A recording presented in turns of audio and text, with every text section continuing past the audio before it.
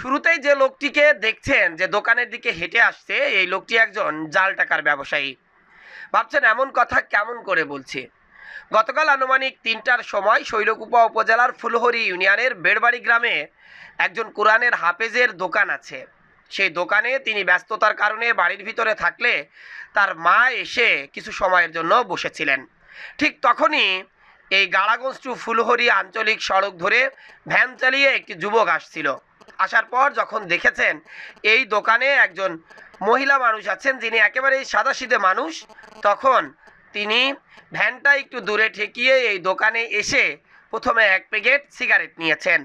নেওয়ার পরে সেই সহজ সরল মানুষটির কাছে বলেছেন যে, কাকি এই ১,০০০ টাকার নোট ভাঙিয়ে আপনার বিলটা নিন। তখন তিনি সহজভাবেই নতুন চকচকে ১,০০০ টাকার নোট দেখে, বা তিনি তো আসলে জানেনও না যে টাকা আবার জাল হয়, ঠিক তখনই তিনি এই ১,০০০ টাকার নোট থেকে যে সিগারেটের দামটা রেখে বাকি টাকা এই যুবককে ফেরত দিয়েছেন। এরপর যখন তার ছেলে দোকানে আসে তখন তিনি দেখেন যে এই ১,০০০ টাকার নোটটি জাল।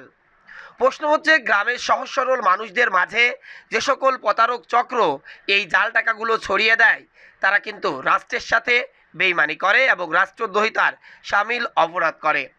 সেই জাল টাকাটি আজ সকালে কয়েকজন স্থানীয় মানুষের উপস্থিতিতে সেই দোকানদার পুড়িয়ে ফেলেছে। কিন্তু তার ১,০০০ টাকা ইনকাম করতে প্রায় ১০ দিন দোকানদারি করা লাগে এই প্রত্যন্ত গ্রামে। প্রশ্ন, যারা এই ক্ষতিটুকু তাকে করেছে, সেই ক্ষতির জন্য অবশ্যই তার শাস্তি হওয়া উচিত। তার বাইরেও যে প্রতারককে আপনি দেখছেন, এই প্রতারককে চিনতে পারলে অবশ্যই কমেন্ট বক্সে জানাবেন এবং সাথে সাথে আইন শৃঙ্খলা রক্ষাকারী বাহিনীদেরকেও অবগত করবেন। Desk report, eagle TV news.